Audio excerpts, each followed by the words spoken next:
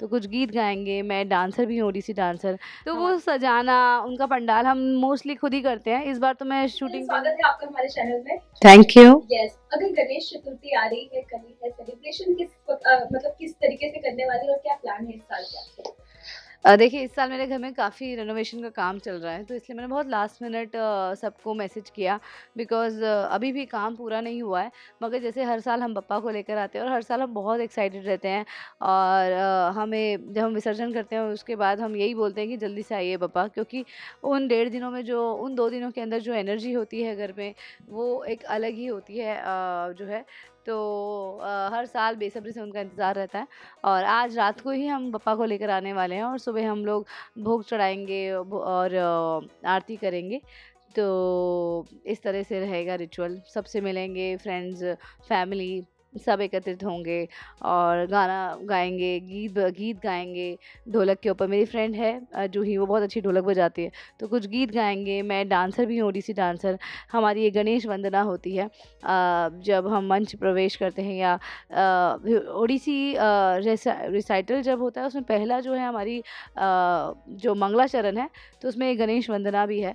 तो वो वाला डांस मैं करती हूँ, जो है डांस करते हैं, बच्चों के साथ टाइम स्पेंड करते हैं, बच्चों के साथ डांस करते हैं, खेलते हैं, और बच्चे भी बहुत एक्साइटेड रहते हैं, तो बहुत मज़ा आता है। इसी के साथ अगर आपकी बेस्ट मेमोरी पूछो गणेश चतुर्थी को लेके, वो क्या है? और गणेश चतुर्थी अक्सर ऐसा होता है कि फैमिली कभी रखने के लिए बोलती है, या फिर ये आपके मन में था कि नहीं गणपति बैठानी है हर साल? मैं जब से बॉम्बे आई थी, तो फर्स्ट टाइम मेरे भैया का रोल करते थे वरुण खंडेलवाल, जो कि मेरे भैया बनते थे दिया और बाती हमें।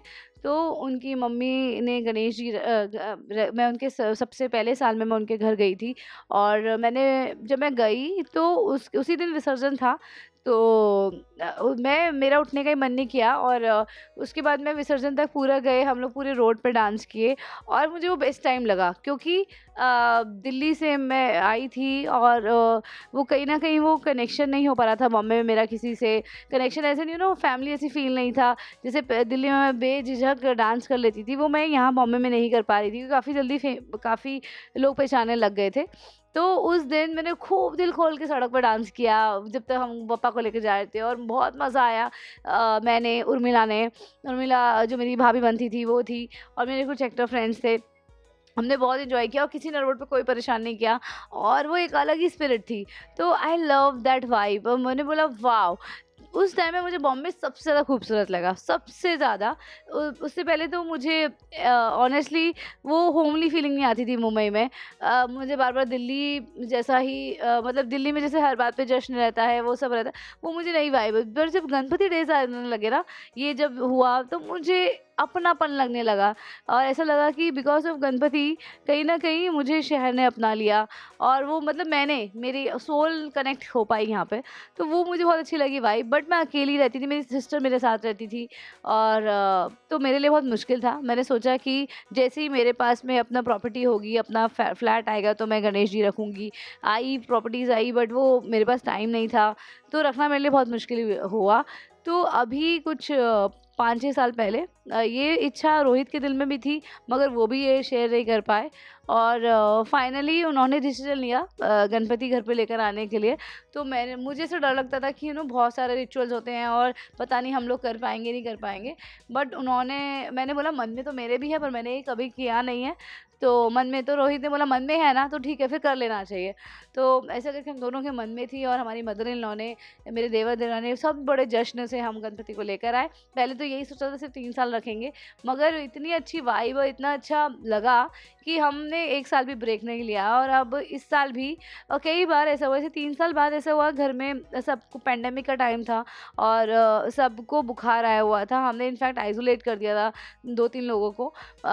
मगर हम सोच रहे थे इस बार तो हम गणपति बप्पा लेकर नहीं आ पाएँगे, क्योंकि सभी बीमार हैं। गणपति बप्पा के आने से 2 दिन पहले सबके रिपोर्ट जो है नेगेटिव आए। मतलब किसी को कोविड था ही नहीं, ऐसा हमको लगा था, क्योंकि फ़ीवर उतर नहीं रहा था। तो सिर्फ़ एक वायरल इन्फेक्शन बन के रह गया।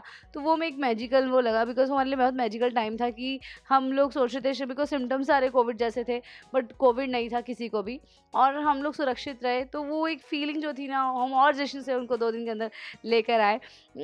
और मुझे याद है कि बिकॉज़ डेकोरेशन वगैरह कुछ भी प्लान नहीं था, तो हम बनाना लीव्स सीड्स लगा के हमने खुद मिल-जुल कर जो है गेंदे के फूलों से सजाया था।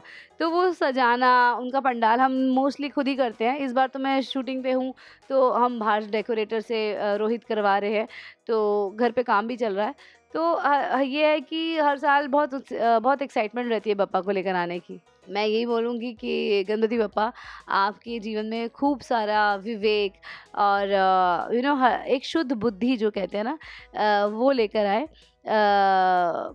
तो और मुझे लगता है सबसे ज़्यादा इंसान को एक शुद्ध, एक सात्विक, एक सही सोच की ज़रूरत होती है, क्योंकि हर एक इंसान को, उसको कामयाबी हो या उसको उदासी हो, उसका एक डिसीजन जो है वो बहुत मैटर करता है।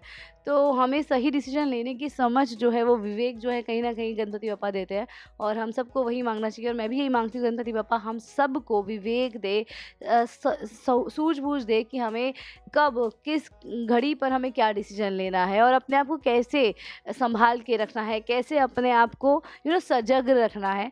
तो वो सारा विवेक जो हमें गणपति बप्पा देते हैं और मेरी इस त्योहार के लिए, इस पर्व के लिए आप सबको बहुत सारी शुभकामनाएँ।